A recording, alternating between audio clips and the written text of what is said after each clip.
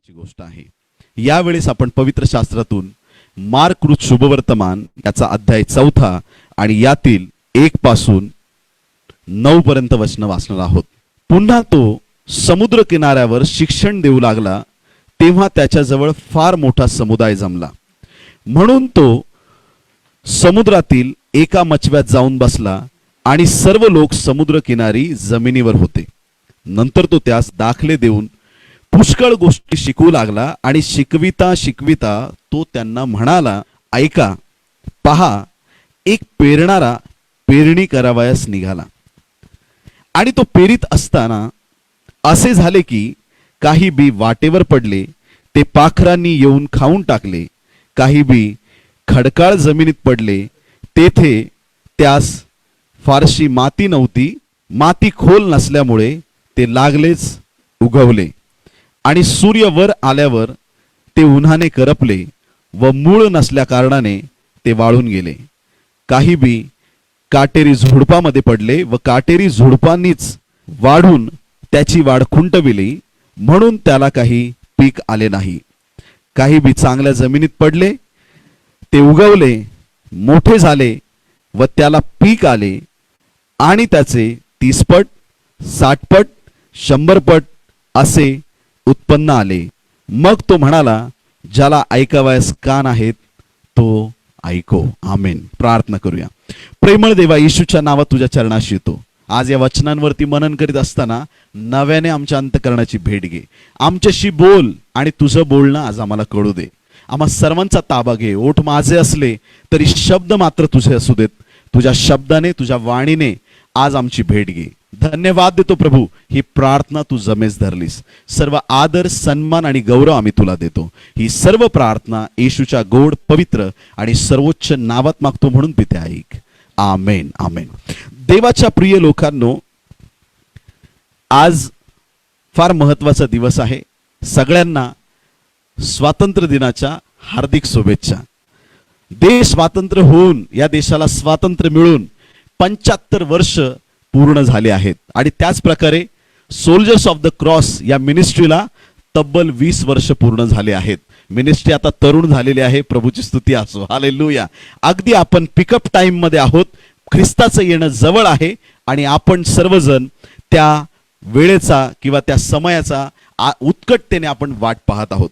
देवाच्या प्रिय लोकांनो, इर्मायाशी बोलताना किंवा बायबलमध्ये तुम्हाला अनेक अशी उदाहरणं पाहायला मिळतील। परमेश्वर अनेकदा आपल्या लोकांना सांगतो, आणि किंबहुना ज्या ज्या वेळेस संदेश त्यांचे बाप्तिस्मा करणारा योहान असो, किंवा जुन्या करारातला शास्ता शमशोन असो, किंवा अशा येशूच्या जन्माबद्दल, हे जन्म होण्याच्या आधी भविष्यवाण्या झालेल्या आहेत। पुत्र होणार आहे, संदेष्टा होणार आहे, शास्ता होणार आहे, जगाचा उद्धारक होणार आहे, आधी भविष्यवाण्या केल्या जायच्या। आणि इर्मायाबद्दल तर देवाने सांगितलं, मातेच्या उदरात घडण्यापूर्वीपासून मी तुला ओळखतो। देवाच्या प्रिय लोकांनो, जगाची निर्मिती झाली नव्हती तेव्हापासून देव तुम्हाला आणि मला ओळखतो। तर देवाच्या प्रिय लोकांनो, ऑर्डिनेशन या शब्दामध्ये खूप सामर्थ्य आहे। ऑर्डिनेशन म्हणजे दीक्षा, आणि हे एक फार महत्त्वाचं एक आपण काम म्हणू शकतो, किंवा एक महत्त्वाची गोष्ट आहे जी पाळकीय सेवेमध्ये फार नितांत गरजेची आहे। मग ज्यांचं ऑर्डिनेशन होत नाही ते देवाचे सेवक नाहीत का? ऑर्डिनेशनच का पाहिजे किंवा नको का? अशा बऱ्याचशा गोष्टी आपल्या समोर आल्याशिवाय राहत नाही। आणि बरेच लोक म्हणतात, I am ordain from heaven, माझं स्वर्गामधून ऑर्डिनेशन आहे, मला देवाने आशीर्वादित केलेलं आहे। तर याबद्दल काही खुलासा मी आपल्याला करू इच्छित आहे। पेरणारा पेरायला निघाला आहे, परंतु जोपर्यंत पेरणाऱ्याला कुणी पाठवत नाही, त्याच्या हातात कुणी बी देत नाही, तोपर्यंत पेरणारा पुढे जाऊ शकत नाही। ते बी नंतर कुठं कुठं पडलं याबद्दल खूप वर्ष बालपणापासून अभ्यास केलाय, पण जोपर्यंत पेरणाऱ्याच्या हातात बी नाही तोपर्यंत पेरणारा पेरूच शकत नाही। त्याची रिकामी रीती झोळी घेऊन तो कुठं जाऊ शकत नाही, तो कुठं फिरू शकत नाही। वाटेवर काय पडणार, जमिनीत चांगल्या काय पडणार, काटेरी जमिनीमध्ये काय पडणार, खडकाळीवर काय पडणार, ते कुठंतरी ते बीज पडण्यासाठी आधी बीज स्वतःकडे असणं फार गरजेचं आहे। देवाच्या प्रिय संतगणांनो, आज या सर्व 22 जणांचं जे आज प्रभूच्या सेवेसाठी समर्पण झालेलं आहे, आज जे सायंकाळी बंधू शिंदे यांचं जे ऑर्डिनेशन झालेलं आहे, हे सेवकगण आज तयार झालेले आहेत. मला हे सांगायचं आहे की पेरणारे आता पेरायला निघाले आहेत. हालेलुया. महाराष्ट्राने तयार व्हावं, लोकांनी तयार व्हावं. देवाच्या प्रिय लोकांनो, भूमी व्याकुळ आहे, पावसाची वाट पाहत आहे आणि त्या व्याकुळ भूमीला पावसाची गरज आहे, पाण्याची गरज आहे, बीजाची गरज आहे. देवाच्या प्रिय लोकांनो, हे सेवक वचन घेऊन निघालेले आहेत आणि म्हणून पेरणारा ज्यावेळेस पेरणी करायला जातो, देवाच्या प्रिय लोकांनो, त्याच्याकडे बीज असणं आणि त्याला कुणीतरी पाठवणं गरजेचं आहे. देवाच्या प्रिय संतगणांनो, जुन्या करारामध्ये काही महत्वाची उदाहरणं आपल्याला पाहायला मिळतात.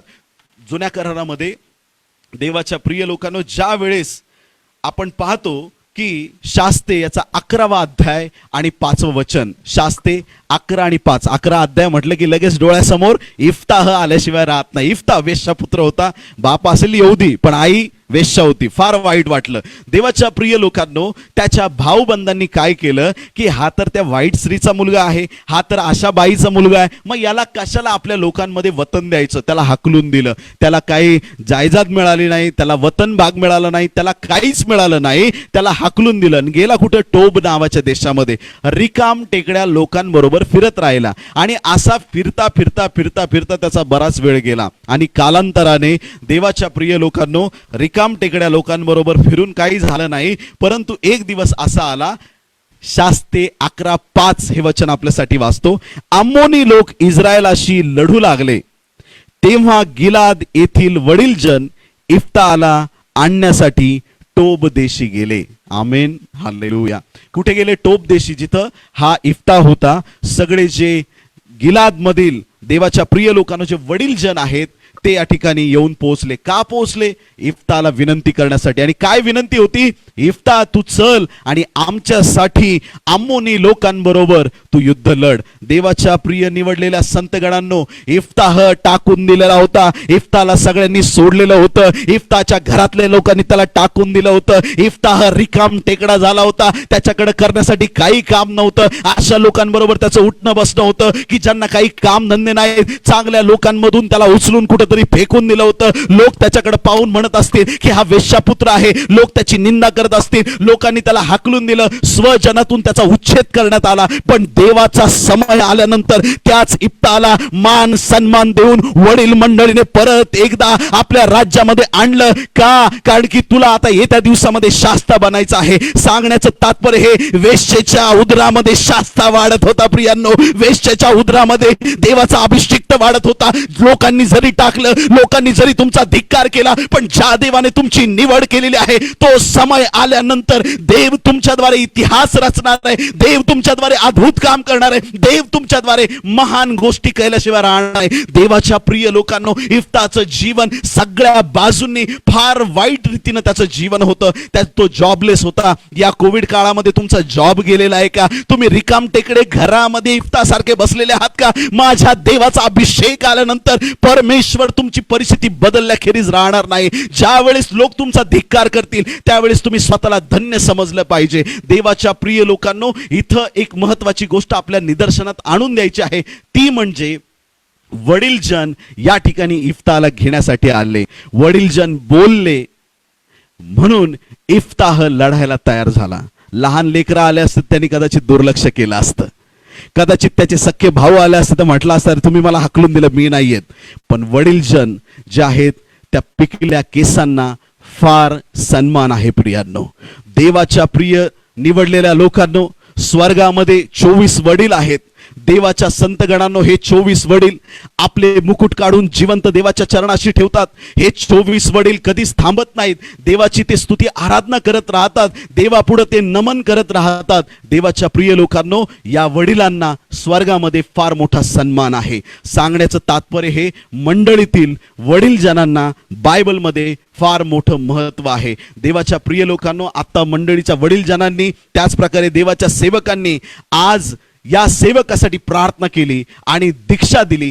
प्रार्थना केली, परमेश्वराने आधी ऑर्डन केलेला आहे, पण आजचा दिवस असा आहे की हा ब्रेक थ्रू देणारा दिवस आहे. इथून पुढं तुमचं अकाउंट आशीर्वादाचं ओपन झालेलं आहे. मुंबईमध्ये ज्यावेळेस तुम्ही जाता, नाशिक बद्दल थोडंसं माहिती कमी आहे मला, मुंबईमध्ये तुम्ही जाता, तुम्ही एखाद्या ऑटो रिक्षामध्ये जेव्हा बसता त्यावेळेस रिक्षावाला विचारतो किधर जाना है. त्याला सांगितलं त्या रिक्षा टॅक्सीवाल्याला आम्हाला इकडे जायचंय, पहिलं काम तो करणार काय काम करणार?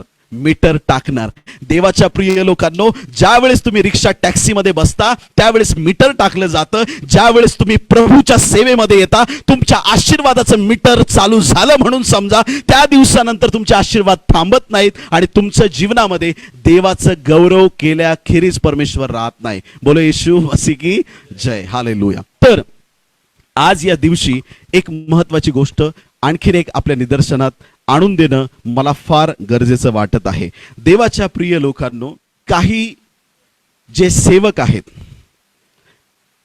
त्यांना कधी कधी पाचारण कळत नाही. माझ्या प्रत्येक शब्दाकडे लक्ष दिलात तर तुमचा गैरसमज होणार नाही. प्रत्येक शब्दाकडे बारकाईने लक्ष दिलं तर तुमचा गैरसमज होणार नाही. काही लोकांना देवाने सांगितलं तू आराधना कर, ते बायबल टीचर झालेत आणि चुकीचं शिक्षण देत फिरतायत.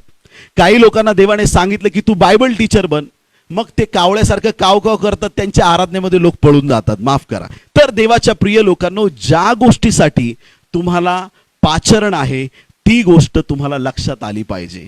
ज्या गोष्टीसाठी परमेश्वराने तुमची निवड केली आहे, ज्या गोष्टीसाठी देव बापाने तुमची निवड केली आहे, जी गोष्ट करण्यासाठी प्रभूने तुम्हाला बोलवलेलं आहे, ती गोष्ट करणं गरजेचं आहे. काही लोक स्वर्गातून अभिषिक्त झालेले असतात, म्हणजे परत एकदा बोलतो, काही अनॉइंटेड असतात आणि काही ऍक्टर असतात. काही अनॉइंटेड असतात, काही ऍक्टर असतात. काही माणसांनी बनवलेले असतात, काही लोक देवाने बनवलेले असतात. याची काही महत्वाची दोन उदाहरणं आपल्याला सांगणार आहे. देवाच्या प्रिय लोकांनो, देवच इस्रायलाचा राजा होता. देवच इस्रायलाचा राजा होता. इस्रायलवर राजाच नव्हता, कुणीच राजा नव्हता, राज्य करायला राजा नव्हता. आणि अशा परिस्थितीमध्ये लोक पाहायचे, इस्रायल लोक, अम्मोनी लोकांना राजा आहे, मोवाबी लोकांना राजा आहे, मिस्री लोकांना राजा आहे, सगळ्यांना राजा आहे. इस्रायल लोकांना राजा नाही. का राजा नाही? कारण की त्यांचा राजा देव होता, त्यांना राजाची गरज नव्हती. पण अशा परिस्थितीत लोकांनी ओरड करायला सुरुवात केली. देवाच्या सेवकाच्या मागे लागले, आम्हाला राजा पाहिजे, आम्हाला राजा पाहिजे. अरे तुम्हाला कशाला राजा पाहिजे? आम्हाला आमच्यावर राज्य करायला, तुमचा राजा देव आहे नाही तरी आम्हाला राजा पाहिजे. जबरदस्तीनं देवाच्या प्रिय लोकांनो, लोकांनी लोकांसाठी बनवलेला राजा तो म्हणजे इस्रायलचा पहिला राजा. काय नाव त्याचं? शौल राजा. शौल राजा हा पहिला राजा आहे. तर या ठिकाणी पहिले शमूएल 10वा अध्याय पहिलं वचन, पहिले शमूएल 10 आणि 1 या ठिकाणी आपल्यासाठी वचन वाचतो, ऐका. पहिले शमूएल 10:1. मग शमूएलाने तेलाची कुप्पी घेऊन शौलाच्या मस्तकावर ओतली व त्याचे चुंबन घेऊन म्हटले, परमेश्वराने तुला हा अभिषेक केला आहे, तो त्याच्या वतनाचा अधिपती व्हावे म्हणूनच ना. आमेन. या ठिकाणी शौल एक साधारण व्यक्ती आहे, अभिषेक केल्याच्या नंतर राजा बनला. देवाच्या प्रिय लोकांनो, किती देव महान आहे.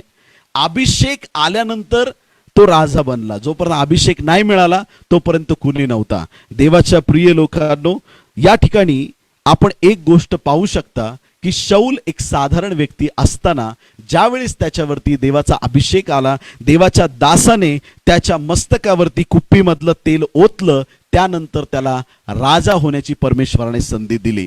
मग आपण पाहतो की हा शौल जो आहे तो राजा झाला, चांगल्या रीतीने राज्य करू लागला, त्याच्यावर पवित्र आत्मा आला, निराळा माणूस झाला.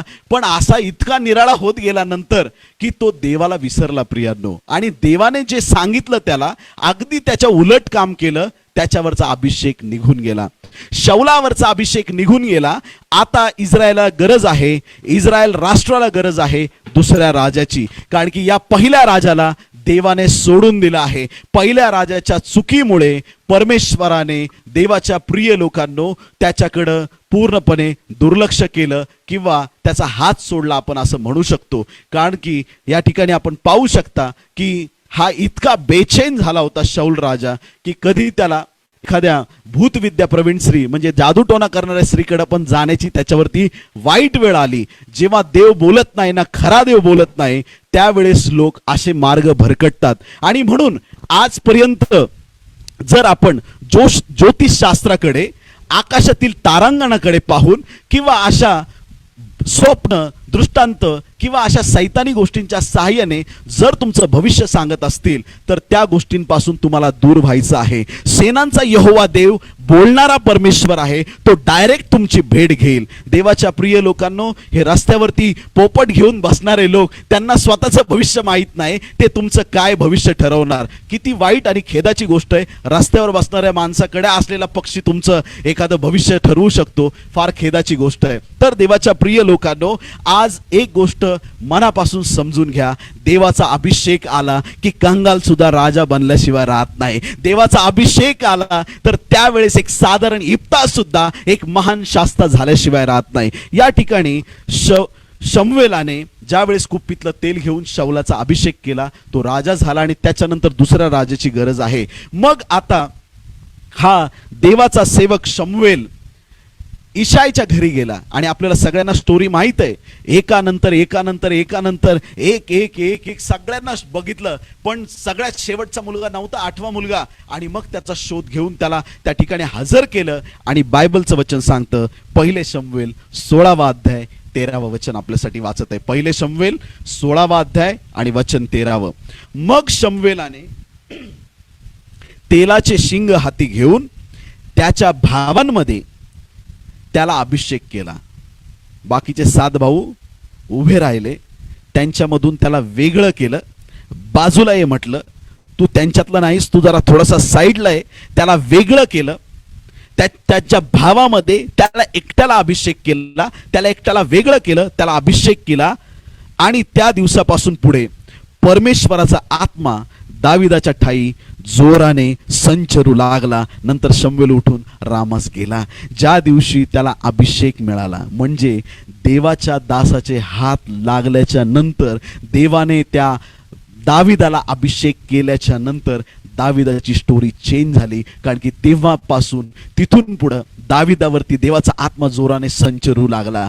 देवाच्या प्रिय लोकांनो, आता शाऊल सुद्धा राजा आहे, दावीद सुद्धा राजा आहे. 2 राजे सुरुवातीचे आपण पाहू शकता. पण इथं वारंवार तुम्ही ही 2 वचनं वाचत राहिलात तर एक गोष्ट लक्षात येईल. शाऊलाचा अभिषेक कुप्पी मधल्या तेलाने केला, पण दाविदाचा अभिषेक शिंगामधल्या तेलाने केला.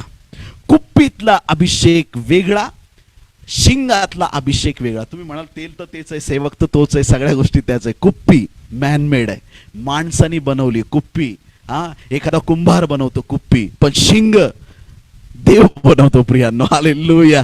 देवाच्या प्रिय लोकांना, म्हणजे सांगण्याचं तात्पर्य हे, कुप्पीतलं तेल त्यावेळेस जेव्हा शाऊलासाठी वापरलं, तिथंच कळालं माणसांनी बनवलेला राजा आहे. देवाने सहमती देऊन टाकली. आणि दुसरा जो राजा, देवाच्या मनासारखा राजा, the man after God's own heart, असं बायबलमध्ये लिहिलेलं आहे. देवाच्या अगदी मनाप्रमाणे असलेला राजा म्हणजे दावीद राजा आहे. देवाच्या प्रिय संतगणांनो, त्या दाविदाला परमेश्वराने राजा बनवलं आणि या शाऊलाला देखील राजा बनवलं, ज्यावेळेस दासाने अभिषेक केला. देवाच्या प्रिय लोकांनो, पहिले तिमोथी 4 अध्याय 14 ते 16 वचनं. पहिले तिमोथी 4 14 ते 16 वचनं. तुझ्यावर, म्हणजे कुणावर? तिमोथ्यावर. पौलाने तिमोथ्याला लिहिलेलं पत्र आहे. ऐका. तुझ्यावर वडील वर्ग हात ठेवण्याच्या वेळेस संदेशाच्या द्वारे दिलेले असे जे कृपादान तुझ्यामध्ये आहे त्याकडे दुर्लक्ष करू नको. देवाच्या प्रिय लोकांनो, तुम्हाला पवित्र आत्मा मिळालाय, चांगली गोष्ट आहे. पण एक मात्र लक्षात ठेवा, जर एखाद्या सेवकाने तुमच्या मस्तकावरती हात ठेवला तर इम्पार्टेशन झाल्याशिवाय राहणार नाही, अभिषेक आल्याशिवाय राहणार नाही. हेच तर इथं बायबलमध्ये लिहिलंय की तुझ्यावर वडील वर्ग हात ठेवण्याच्या वेळेस संदेशाच्या द्वारे दिलेले असे जे कृपादान तुझ्यामध्ये आहे त्याकडे दुर्लक्ष करू नको. तुझी प्रगती सर्वांस दिसून यावी म्हणून तू ह्या गोष्टीचा अभ्यास ठेव, ह्यात घडून जा. आपणाकडे व आपल्या शिक्षणाकडे नीट लक्ष ठेव, त्यातच टिकून राहा, कारण असे केल्याने तू स्वतःचे व तुझे ऐकणाऱ्यांचेही तारण साधिशील. देवाच्या प्रिय लोकांनो, बायबलमध्ये आपल्याला याचा स्पष्ट खुलासा पाहायला मिळतो. पौलाने सुद्धा तिमोथेवर हात ठेवले आहेत, वडील मंडळीने सुद्धा तिमोथेवरती हात ठेवलेले आहेत. Be a Paul and have a Timothy, be a Timothy and have a Paul. याचा अर्थ असा आहे, कधी कधी पौल बना, तुमच्याकडे तिमोथी असू द्या, आणि कधी तिमोथ्यासारखे पण बना, तुमच्यासाठी पण कोणतरी पॉल असला पाहिजे. देवाच्या प्रिय लोकांनो, आत्मिक पुढाऱ्यांच्या अंतर्गत ज्यावेळेस आपण सेवा करतो त्यावेळेस आपण मार्ग भरकटू शकत नाही. आणि ज्यावेळेस आपण कधी कधी असं होतं, बायबल वाचता वाचता आपल्याला बरेचसे प्रकाशनं मिळतात. एखाद्या स्पिरिच्युअल गिफ्टमध्ये आराधकांबद्दल ही गोष्ट जास्त प्रमाणात घडते. एक वेळ अशी येते की त्यांना असं वाटतं, सगळ्यांना नाही, काही आराधकांना, आमच्यासारखा आता दुसरा आराधक जगात राहिलेलाच नाही. आणि मग ग येतो, ग म्हणजे समजून जा, आणि मग बोलणं चेंज, सगळं वागणं चेंज, माझ्यासारखा कुणाचा आवाज नाही, आणि मग त्याच्यानंतर परिस्थिती बदलायला सुरुवात होते आणि मग त्या व्यक्तीचा देव वापर करणं कमी करतो. लक्ष देऊन ऐका देवाच्या प्रिय लोकांनो. आणि म्हणून आपल्या पाळकाच्या अधीन असणं ही फार महत्त्वाची गोष्ट आहे. आणि ज्या वेळेस तुमच्यावरती हात ठेवले जातात त्यावेळेस आध्यात्मिक कृपादानांचा आशीर्वाद तुमच्यावरती आल्याखेरीज राहत नाही. इथं बसलेल्या सगळ्यांनी ही साक्ष ऐकलेली आहे, पण काही नवीन लोक ऐकत आहेत, तर मला परत सांगणं गरजेचं आहे. एका सभेमध्ये, मी क्लासिकल तबला प्लेयर आहे, प्रेज द लॉर्ड, हालेलुया, प्रभूची स्तुती असो. तर एका सभेमध्ये जवळपास 30-35 हजार लोक ग्राउंडवर होते आणि एका कोपऱ्यात बसून आपलं उभं राहून तिथं साईडला तबला वाजवण्याचं काम गाण्यावरती मी करत होतो. आणि त्या सभेमध्ये सेवकाचं नाव सांगणार नाही, नाही तर तुम्ही तेच करायला लगेच सुरुवात कराल, आपल्याकडे हीच पद्धत आहे. आणि तर देवाच्या प्रिय संतगणांनो, त्या सभेमध्ये मी एका कोपऱ्यात उभा राहून तबला वादन चालू आहे, सुंदर गीतं चालू आहेत. आणि काय झालं, ते सेवक त्यांच्या सेवेत खूप अद्भुत कामं होत होते, अद्भुत. पॅरालिसिस झालेले लोक बरे होत आहेत, कॅन्सर बरा होतोय. आणि मी प्रभूकडे प्रार्थना करतोय तिकडे एका साईडला उभा राहून, देवा असं आमच्या मिनिस्ट्रीत पण मला पण बघायचंय प्रभू, असे कामं तू कर, असं मी म्हणतोय. त्या सेवकाने, आता मी कसं पाणी पिलं, त्या सेवकांना पण ताण लागली, बघा काय योगायोग हा. आणि मग त्यांनी काय केलं की पाणी पिलं आणि ग्लास त्यांनी बरोबर माझ्या तबल्याच्या पुढं आणून ठेवला. मी वाद्य वाजवतो, माझ्या वाद्याच्या पुढं आणून ठेवला. आता मी खुश झालो, म्हटलं चला त्या ग्लासला हात लावू. देवाने सांगितलं पाणी पिऊन टाक, म्हटलं प्रभू उष्ट पाणी आहे म्हटलं पिऊन टाक. देवाच्या प्रिय लोकांनो, त्या दिवशी मी पाणी पिलो. दुसऱ्या दिवशीपासून मी माझ्या सेवेत पाहिलं की जे चमत्कार त्या स्टेजवर घडत होते ते माझ्या सेवेत देवाने करायला सुरुवात केली. देवाची स्तुती असो. इम्पार्टेशन कसं होईल? हात ठेवल्याने होईल. वाटेमध्ये प्रभूचा फक्त स्पर्श झाला, रक्तस्रावी बरी झाली प्रियांनो, स्पर्शाने, गोंड्याच्या वस्त्राच्या काठाच्या गोंड्याने. देवाच्या प्रिय लोकांना, तुमच्या विश्वासाप्रमाणे तुमच्यासाठी इम्पार्टेशन होईल. आजकालचा जमाना एवढा फास्ट आहे की पास्टरने येऊन हात ठेवायच्या आधी लोक ऑनलाईन बघूनच आशीर्वादित होत आहेत. हालेलुया. लोकांच्या घराघरांमध्ये देवाचा अभिषेक उतरलेला आहे. पास्टर इथून बोलतील आणि तिथं येशूचा हात तुमच्या मस्तकावरती आल्याशिवाय राहणार नाही. देवाच्या प्रिय लोकांनो, अद्भुत आणि अलौकिक गोष्टी होण्याचे हे दिवस आहेत आणि आपल्या प्रत्येकाला देवाच्या कृपेची, देवाच्या आशीर्वादाची गरज आहे. सेवेसाठी सज्ज व्हा. देवाचा दास या नात्याने भविष्यवाणीचे शब्द जाहीर करतो. लक्ष देऊन ऐका, कान उघडे ठेवून ऐका. आज 15 ऑगस्ट 2021 या दिवशी देवाच्या उपस्थितीमध्ये देवाचा अभिषिक्त दास या नात्याने भविष्यवाणी करत आहे. काही दिवसांमध्येच लवकरच चर्चेस उघडले जातील. चर्च उघडल्यानंतर पूर्वी जी चर्चमध्ये लोकांची गर्दी होती त्याच्या कैक पटीने जास्त गर्दी या लॉकडाऊन नंतर होणार आहे. चर्चेसमध्ये बसायला जागा पुरणार नाही. गावागावांमध्ये एक ठिकाणांमध्ये मंडळ्या स्थापित केल्या जातील आणि सगळीकडे संजीवन आलेलं आपल्याला दिसणार आहे. देवाच्या प्रिय लोकांनो, अनेक लोकांनी म्हटलं हा कोविड सैतानाने पाठवलाय, हा कोविड याने पाठवलाय, हे असं झालं, हे तसं. ते लॉजिक इलॉजिकल गोष्टी सगळ्या बाजूला ठेवूया. कोविड असो नाही तर कुठला आजार असो, काहीही असो, परमेश्वर त्याचं रूपांतर मिरॅकल मध्ये केल्याशिवाय राहत नाही. त्याचं रूपांतर चमत्कारात केल्याशिवाय राहत नाही. या लॉकडाऊनचं रूपांतर परमेश्वराने चमत्कारामध्ये केलेलं आहे. लॉकडाऊनच्या काळामध्ये देवाच्या प्रिय लोकांनो, फार कठीण परिस्थिती जगावरती ओढावलेली असताना तुम्ही आणि मी आज जिवंत आहोत, याबद्दल पवित्र देवाचे मनापासून आभार. आणि देवाने आपल्याला जिवंत का ठेवलंय माहितीये का? एक फार मोठं गौरव आपल्याला बघायचं आहे. देवाच्या प्रिय लोकांनो, लाल किल्ल्यावरून हालेलुया टाळ्याच्या गजरामध्ये प्रभूचं नाव घेऊन त्या ठिकाणी भाषणाला सुरुवात होणार. अशा प्रकारचे दिवस येत्या काळामध्ये आपल्याला पाहायला मिळणार आहेत. भारत देश देवाच्या प्रिय लोकांना संजीवित होत आहे. सगळीकडे सुवार्तेचा प्रसार होत आहे. आणि माझी विनंती आहे, जर देवाने आपल्याला पाचारण केलेलं आहे, जर देवाने आपल्याला बोलवलेलं आहे सेवेसाठी, तर प्लीज थांबू नका, पुढे चालत राहा. कारण की मोठं पारितोषिक तुमची वाट पाहत आहे. जगामधली संपत्ती तुमच्या कामी येणार नाही, स्वर्गात तुमच्यासाठी मोठी संपत्ती साठवली जात आहे. देवाच्या प्रिय लोकांनो, एक महत्वाची गोष्ट सांगतो, काही लोक छळाला घाबरून या देशामध्ये सेवा करत नाही.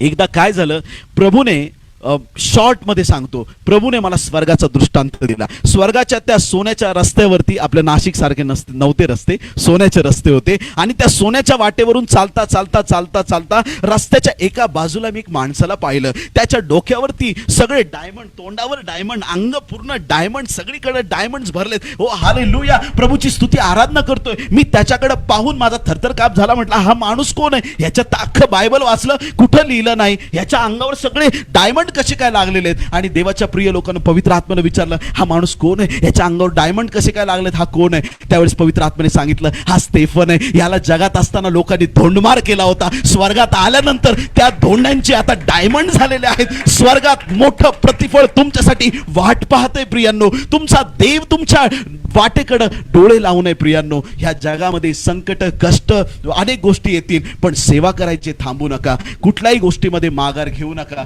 देवाच्या प्रिय संतगणांनो, या ठिकाणी आपण पाहतो, आपल्याला शौलासारखं नाही व्हायचंय, कधी तळ्यात कधी मळ्यात. अशी सेवा आम्हाला नकोय. आम्हाला देवाच्या सानिध्यामधली कट्टर, अगदी एकदम मनापासून जीव गेला तरी चालेल, पण देवाचं गौरव झाल्याशिवाय राहणार नाही. अशी खरी सेवा करणारे खरे देवाचे सेवक आपल्याला बनायचं आहे. आणि त्या सेवेमध्ये आपल्याला स्वतःला विलीन करून घ्यायचंय. दाविदाने देवाच्या प्रिय लोकांनो दशतंतू वाद्य वाजून देवाची स्तुती आराधना केली. जसा तो रानावनामध्ये होता, सिंहासनावर बसला तरी पण तो तसाच होता. हालेलुया. लोक बदलतात प्रियांनो.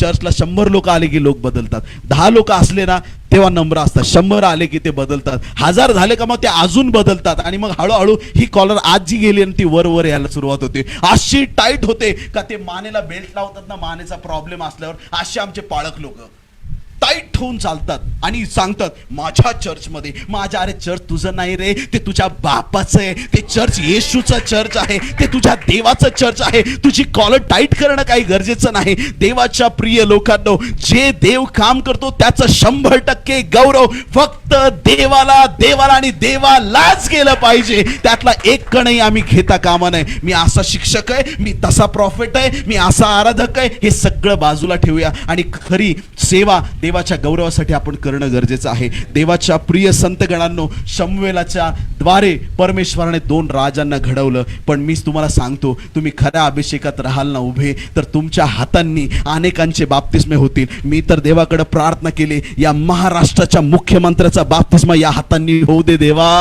होऊ दे देवा, तुझ्या गौरवासाठी होऊ दे. या भारतामध्ये एक एक विश्वासणाऱ्यांनी एक एक स्वप्न पाहिलं पाहिजे आणि प्रभूकडे रोज प्रार्थना केली पाहिजे. संजीवन आलेलं आहे, संजीवन आलेलं आहे. हालेलुया. देवाच्या प्रिय संतगणांनो, या ठिकाणी आपण एक गोष्ट, आणखीन एक शेवटची आणि महत्वाची गोष्ट आपल्याला सांगणार आहे.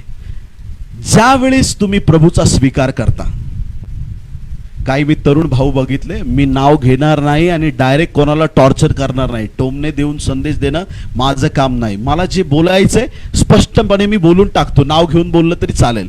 मी असं कोणाला वाईट वाटावा म्हणून बोलत नाही, पण खरं बोलतो. काही तरुण लेकरं अजून बिशी फुटली नाही, बिशप झालेत. आता त्यांना बडीशोप कशी खातात हे माहीत नाही, पण ते बिशप झालेले आहेत. देवाच्या प्रिय लोकांनो, काही लोक दीक्षा अशी घेतात, त्यांना ऑटो रिक्षात बसल्यासारखं वाटतं. एवढं सोपं, दीक्षा घेतोय का रिक्षा घेतोय ते कळत नाही. फार सगळ्या गोष्टी एवढ्या सोप्या आणि एवढ्या इझी झालेल्या आहेत. ऑनलाईन डिग्री घेतली, मी असं झालो, मी इकडं बायबल 2 दिवस वाचलं, मी तसा झालो, मी हे झालो. देवाच्या प्रिय लोकांनो, एक गोष्ट निदर्शनात आपल्या आणून द्यायची आहे. या ठिकाणी 1 करिंथ 1 अध्याय 2 वचन पौलाने लिहिले. ऐका, 1 वचन वाचतो. करिंथ येथील देवाच्या मंडळीस, म्हणजे ख्रिस्त येशूमध्ये पवित्र केलेल्या व पवित्र जन होण्यास बोलाविलेल्या लोकास आणि आपला प्रभू येशू ख्रिस्त म्हणजे त्यांचा व आपलाही प्रभू याचे नाव सर्व ठिकाणी घेणाऱ्या सर्वांस, दुसरं वचन, देवाच्या इच्छेने ख्रिस्त येशूचा प्रेषित होण्याकरिता बोलावलेला पौल. प्रेषित पौल नाही, प्रेषित होण्याकरिता. अजून नाही प्रेषित झालाय. हे पत्र लिहित असताना तो अपोस्टल झाला नव्हता, प्रेषित झाला नव्हता. प्रेषित होण्याकरिता बोलाविलेला असं म्हटलेलं आहे करींचं पहिलं पत्र लिहित असताना. देवाच्या प्रिय लोकांनो, त्याच प्रकारे रोमकरास पत्र 1 अध्याय 1 वचन, पवित्र जन होण्यासाठी बोलविलेले रोम शहरातील देवाचे प्रियजन ह्या सर्वांना प्रेषित होण्याकरिता बोलविण्यात आलेला देवाच्या सुवार्तेकरिता वेगळा केलेला ख्रिस्त येशूचा दास पौल ह्याच्याकडून. प्रेषित होण्याकरिता बोलाविलेला. प्रेषित पौल नाही म्हटलंय, ज्याला प्रेषित होण्यासाठी बोलवलंय असा हा पौल आहे. पण तिथून पुढं ह्या 2 ठिकाणामध्ये प्रेषित होण्याकरिता बोलवलेला असं म्हटलेलं आहे. पण इथून पुढं 2 करीन 1 अध्याय 1 वचन, एफिसकरास पत्र 1 अध्याय 1 वचन, कलसेकरास पत्र 1 अध्याय 1 वचन, 1 तिमोथी 1 अध्याय 1 वचन, 2 तिमोथी 1 अध्याय 1 वचन, प्रत्येक ठिकाणी तुम्हाला पाहायला मिळेल बोलावलेला वगैरे नाही, प्रेषित पौल तुम्हाला सलाम सांगतो. आता प्रेषित पौल मी झालेलो आहे, तो तुमच्यासाठी प्रार्थना आणि मध्यस्थी करत आहे. देवाच्या प्रिय लोकांना या 2 पत्रात आपल्याला पाहायला मिळतं की तो म्हणतो की मी अजून प्रेषित होत आहे. देवाच्या संतगणांनो, ही एक स्पिरिच्युअल मॅच्युरिटीची गोष्ट आहे. कुणी एका दिवसात उठून संदेष्टा नाही बनू शकत. एका दिवसात उठून आज सुवार्ता कळाली आणि लगेच माझं असं आहे आणि मी तसं आहे हे बोलण्याची गरज नाही प्रियांनो. प्रभूमध्ये आल्यानंतर शिक्षण घ्यायला सुरुवात करा. SR मनोहर पास्टरांना ज्यावेळेस मी भेटलो, कागदावरती सही करून लिहून दिलं. काय लिहिलं माहिती का? तुझ्यावरती पवित्र आत्मा एक चॅलेंज देऊन सांगतो. सही करून लिहून दिलं. मी म्हटलं पास्टर मला तुमच्यासारखी सेवा करायची. मला म्हटले इकडे साईडला. मला म्हटले देवाच्या प्रिय लोकांना त्यांनी मला सांगितलं तुला जर माझ्यासारखं सेवा करायची ना, आधी जाऊन संडे स्कूलमध्ये शिकव. हालेलुया. सुरुवात केली संडे स्कूलमध्ये शिकवायला, चर्चमध्ये झाडू मारायला. देवाच्या प्रिय लोकांनो, आमची सुरुवात जरी अल्प असली तरी आमचा शेवट हा फार मोठा आणि अद्भुत असणार आहे. देवाच्या प्रिय लोकांनो, आज अंतःकरणापासून प्रभूला धन्यवाद देऊया की ज्या सेवेसाठी देवाने आपल्याला पाचारण केलेलं आहे त्या सेवेमध्ये आम्ही स्थिर आणि खंबीर असे उभे राहूया. आज जे जे ऑनलाईन वचन ऐकत आहेत, ज्या ज्या परिवारांपर्यंत हे वचन जात आहे, आजच्या वचनाद्वारे एक गोष्ट मी आपल्याला सांगतो. आज तुम्हाला वेळ होता म्हणून तुम्ही मीटिंग जॉईन केलेली नाहीये. माझ्या देवाने तुम्हाला ऑनलाईन आणलेलं आहे. माझ्या देवाने हे वचन तुमच्या कानापर्यंत पोहोचवलेलं आहे. तुमची निवड. देवाच्या प्रिय लोकांनो, कुठल्या अनॉइंटिंगमध्ये मी प्रेषित आहे का, मी शिक्षक आहे का, कन्फ्युजन थोडं बाजूला ठेवा. प्रत्येक विश्वासणारा हा इव्हँजेलिस्ट असलाच पाहिजे. प्रियांनो, तुम्हाला तुमचं कुठलंच कॉलिंग नाही कळालं तरी चालेल, पण तुम्ही पहिल्यांदा इव्हँजेलिस्ट असलंच पाहिजे. सुवार्ता प्रसाराचं काम हे प्रत्येकाने केलंच पाहिजे. तुम्ही आराधक आहेत, तुम्ही चर्चमध्ये काही काम करता, साऊंड सिस्टीम ऑपरेट करता, तुम्ही झाडून घेता चर्चमध्ये, तुम्ही गायन गाता, संदेश देता, तुम्ही काहीही करा, पण पहिलं कर्तव्य हे आहे या दिवसांमध्ये आम्ही सुवार्ता प्रसार केलाच पाहिजे. लोकांपर्यंत गॉस्पल पोहोचवलं पाहिजे. हे आमचं आद्य कर्तव्य आहे. देवाच्या प्रिय संतगणांनो, पेरणारा पेरणी करण्यास निघाला आहे आणि देवाच्या प्रिय लोकांनो, त्याच्याकडे बीज आहे. आपल्याकडं भरपूर बीज साठवून घ्या.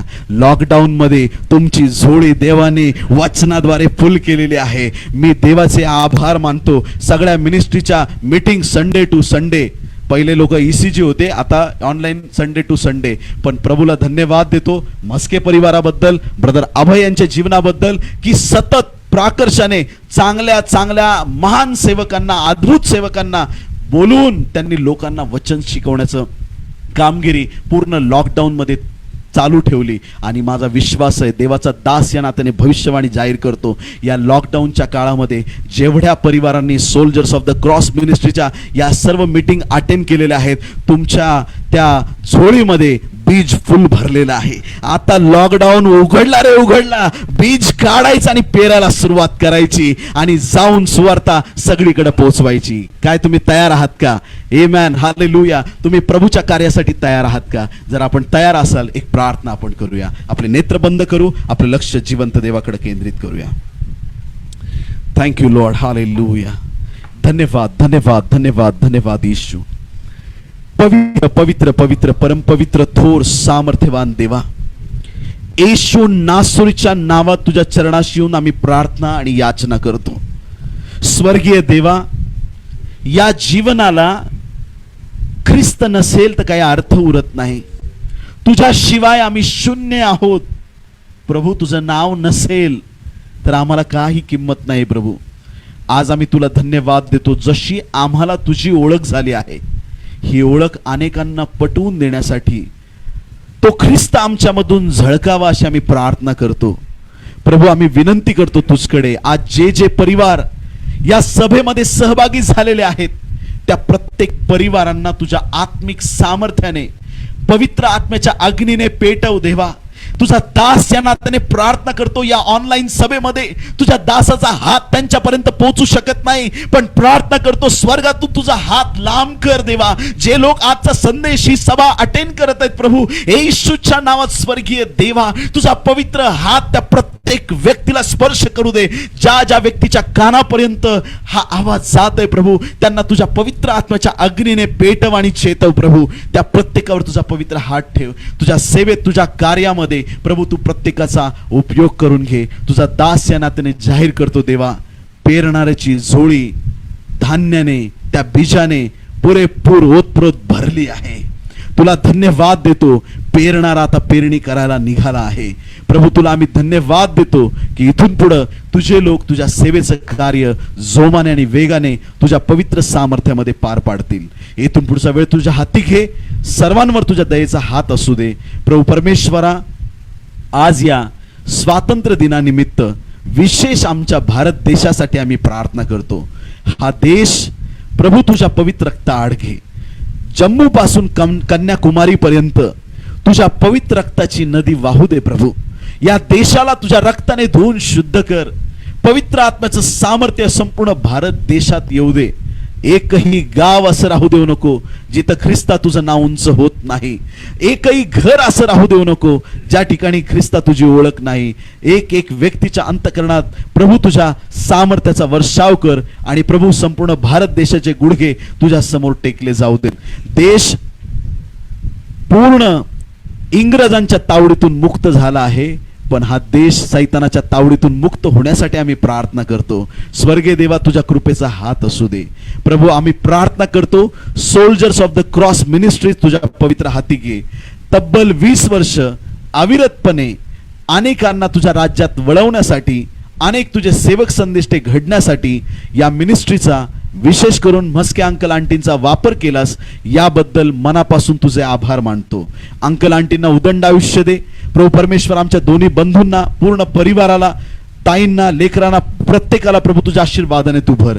या सभेशी निगडीत त्याच प्रकारे प्रभू परमेश्वरा सोल्जर्स ऑफ द क्रॉस मिनिस्ट्रीशी जोडलेल्या प्रत्येक परिवारांना तुझ्या आशीर्वादाचा अनुभव तू दिलास. तुझे उपकार मानतो. इथून पुढचा वेळ तुझ्या हाती घे. या ठिकाणचे सर्व सेवक गणांना तुझ्या हाती घे आणि विशेष करून पास्टर शिंदे यांना तुझ्या हाती घे प्रभू. तुझा गौरव होऊ दे. ही सर्व प्रार्थना येशूच्या गोड, पवित्र आणि सर्वोच्च नावात मागतो म्हणून पिते आई. आमेन, आमेन. येशू मसीह की.